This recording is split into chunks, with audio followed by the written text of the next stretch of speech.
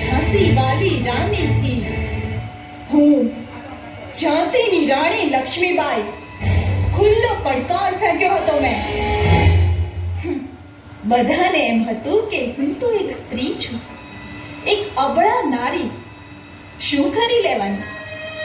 પણ મેં તલવાર ઉગામી અને પડી અંગ્રેજોની સામે.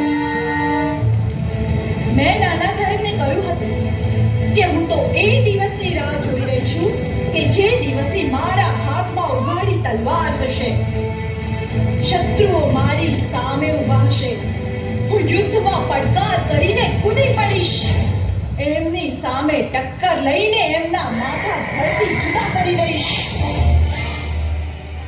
ભય તમારા પર જીત મેળવે એ પહેલા તમે જીતી લો એને. વિનાશ તમને સ્પર્શે એ પહેલા તમે એને સ્પર્શી લો.